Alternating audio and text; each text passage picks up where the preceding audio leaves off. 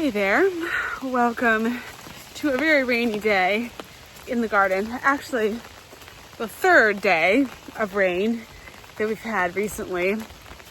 Oh my gosh, just huge downpours and huge storms and just crazy lightning. It's been really, really intense. Probably good for all of the plants though, and I haven't had to water. So I recently started in on a project that I'm excited about. This garden in the back, this pumpkin patch garden, just hasn't quite felt right, and I kind of rushed to get it in place because I felt like the growing season was upon me and I needed to have everything in place. I sort of rushed it, and then I've kind of been living with it and just not loving the location, not loving the plan for it. And so I made some changes.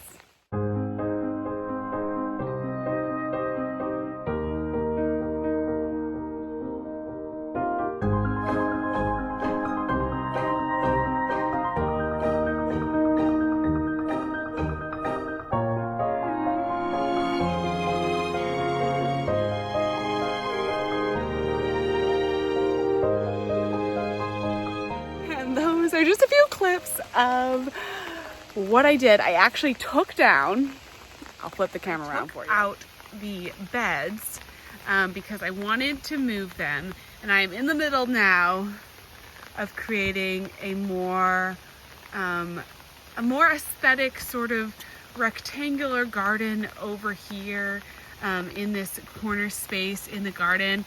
I'm gonna have some container water gardens. I'm going to do flowers, whatever vegetables I want.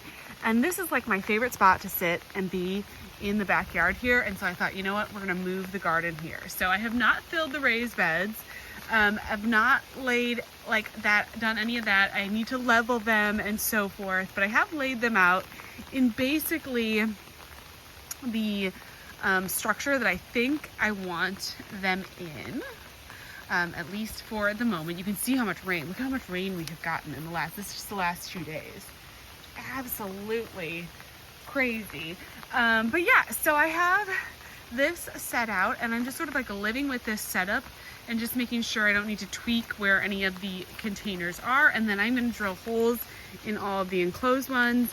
I'm going to set up the containers that I want to do my my more like pond containers in, these are going to be my water garden containers. I'm going to clean these out and then set them up, and I'll take you with me on that process. And then we're also going to fill in the garden beds. Now, I think that this garden space back here is going to be a bit of a process. I am going to take it kind of slow, because one thing I am learning with filling all of these garden beds is that it takes a lot of soil. It's a bit of a process. It's not an easy thing to do to fill garden beds. And I have a lot of like leaf matter. I have a ton of just like logs and, logs and sticks and grass and everything. But there's kind of a debate. There's kind of two camps as to whether you want to use a lot of those logs in your down in the bottom of your raised beds. They do use up nitrogen as they decompose, and so some people prefer to just do all soil. Other people, obviously are going to do some of those logs and everything, and it is much more economical. So I think I might do a mix of some containers I'll do more sticks and logs in the base and then garden soil on top. Some of them I may stick to more just all soil, like the trough planters that are actually going to be really basically containers. I probably won't do any sticks and anything in there. I'll probably try to just build up straight compost and raised bed mix, potting soil mix for those, since they will be just basically large containers. So that's good. That's going to take me a little bit of time. And so I think my plan is not to push myself to fill these beds too quickly. I am going to kind of let that happen as fall is coming. We're gonna have a ton of fall leaves, so there's going to be some opportunities for some composting as that goes along. And then the space where the pumpkin patch was, I'm actually going to kind of keep it, but keep it as a true pumpkin patch. So as you can see here, I went ahead and I just literally pulled the raised beds off of the soil, and you can see where I had the mix of leaf mulch and a little bit of garden soil. And my plan is to take these 3 beds back here, like the 3 trough planters, set those up in a line and actually grow pumpkins directly out of them. I may also keep a couple, like this one bed and that bed, as kind of like almost like a hugelkultur, like in-ground kind of bed. I may attempt to do that.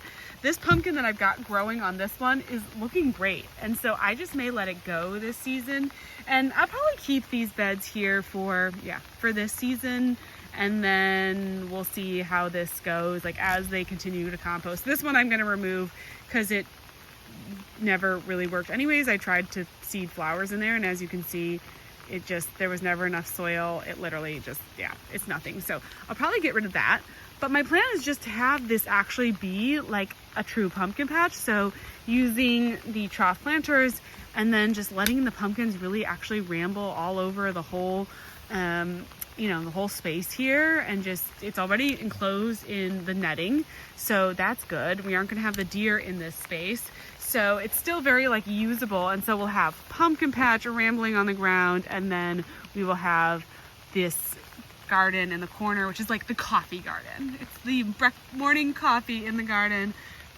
I think when you get all those plants growing in there, like how beautiful is that going to be? Over here is where, if I ever get a greenhouse, that's where that's going to go. So yeah, I feel like I really, really like this.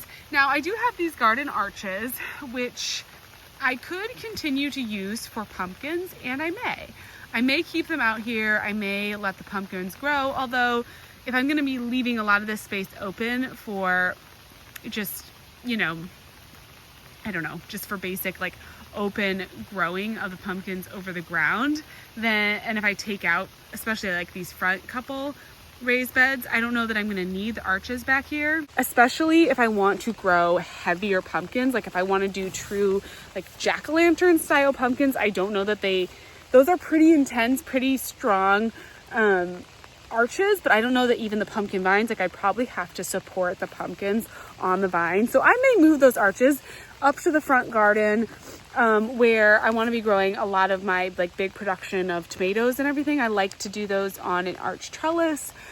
So I may just move those arches up there and just use that front garden with its sun for growing that kind of thing, and then just let this be the pumpkin patch. Pumpkins can sprawl on the ground, and I won't have to worry about like supporting the pumpkins or tying them up to the arch or making sure that they fall off. And I can always grow a pumpkin on the arch over in the front garden too. I really did. So last week you saw me, I came out here and I was kind of checking the sun and how much sun each of these gardens get and which ones are like the full sun gardens. And this back garden here gets about 6 hours of sun, where the front garden gets like a full 8 to 9, even more. So that front garden is going to be the really big vegetable garden. Although I do think that this space, which I just love it. Every time I come back here, I'm like, yep, it feels right. It feels right. This feels like what I wanted. And I think that actually tomatoes in my growing zone might do okay back here. So we'll see about that. But it is really interesting with this first year garden and the gardening layout. I mean, I know I've talked about this quite a lot, so I'm probably sort of repeating myself, but just, it's like, it's tricky. It's hard to figure out what you want. And now that I did this layout, and it just felt perfect. It felt right. So, I'm going to come out probably in the next steps this week. I'm going to come out and try to get it enclosed with deer fencing. I think I have enough stakes that I can actually come in under that tree here, behind that holly tree here, come around the big tree, and then I'd like to go back in and actually enclose kind of this like opening here, like enclose some of this space.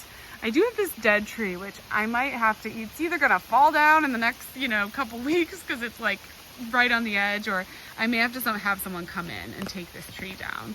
This might be, I may want to do that because eventually I would like to enclose this area in deer netting and come around to where I'm gonna hopefully in the future have the greenhouse. And I would like to utilize that space back there as like an in-ground flower garden. I'll probably take some of the branches off of that tree and have the log as part of like some flower gardens, and just be able to plant some shade things in ground into the space, kind of where those logs are, kind of continue this and just make like a, you know, a fenced in area. I think it would just be kind of nice. Because the deer pressure is so intense, I'm really limited to growing in deer netting. If I want anything in this garden to survive, it's gotta be protected by a fence. And so that means that even like those landscape shade plants and everything, the deer is just gonna come in. They're gonna eat anything that I do. And so if I want to do any of that, like any kind of landscaping that's a not deer, completely resistant deer plant, then it has to be in the fencing. And so that creating that area would allow me to have a little bit of space to, like, I don't know, grow, you know, a hosta or something like that. And I just would be able to actually do that. And so I think that would be pretty easy. And it would just be nice to have like the greenhouse enclosed in that too, so I could garden landscape around the greenhouse and I wouldn't have to worry and so forth. So that's kind of what I'm thinking. And I think it's going to be really fun. It probably is going to be a bit of a project for me to get that area cleared out. So until I get the dead tree taken down, also, I don't want to fence behind that because I have a feeling that tree's going to fall. And so I don't want it to obviously just like fall in the fence. One thing I wanted to show you before I sign off, or for today, because it is pretty wet out here, and I'm not going to try to do much in the garden today, but my John Davis roses that are on the garden arch are blooming. Look at how beautiful and sweet. These roses are so gorgeous. This one's a little past its prime, but it is the most beautiful color. It is so fun to look out the window and to see these like on this trellis here. I'm gonna try, I gotta get my twine out, but they are so pretty, kind of like a sweet, almost wildy rose looking. I love that. And over here, the first tomato. I'm gonna take this in for my daughter. She is my tomato lover, so she is gonna be very excited to, every year she gets the first tomato from the garden, so I'm going to save that for her. That is so fun. Put my little gate up. I really haven't figured out a better gate for the gardens, but this is working.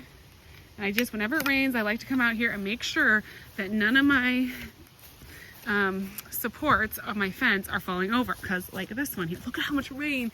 This is like the last 3 days. So much rain. I'm gonna show you in a video. I'm going to do the holes in these troughs, and I'll show you how I do that. But this one stake is kind of falling over. There's a big hawk that lives in our garden, which I love the hawk because he goes after the squirrels and things, but he sits on this particular fence post and it keeps falling over. But there we go, we got it restaked. When the ground is wet, it's just a little easier for things to fall over. Although honestly, these fence posts have been holding up pretty darn well, all things considered, which has been really cool. Well, so the garden is pretty soggy, and honestly, not much has happened. When it's rainy days like this, I don't really get out and get too many projects done, although I did get all of those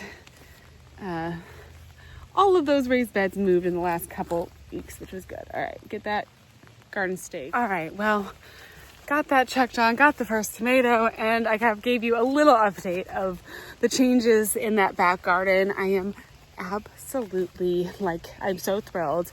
It feels like such a relief to figure out what I actually wanted to do with that. And then once I put it all into place, it was like, oh, just so nice. And we've got tomatoes now and the first roses. So finally it feels like that garden is also starting to make a little bit of progress. And the big garden is even making a little bit of progress. Things are sort of slowly starting to grow. It's just been a slow season. Honestly, it feels like things are just a little, a little bit delayed, a little bit behind, but now I think we've had just tons of heat, tons of rain. And so hopefully we're kind of kicking into the next the next gear in the garden season. I'm just like checking on everything, you know, trying to get eyes out here on all the different little things that I have growing and the different plants. Well, anyways, I will check back in with you in a couple days. I'm hoping to get my container water garden set up this week. So we'll see how that goes. Thanks for watching, and I'll talk to you again soon.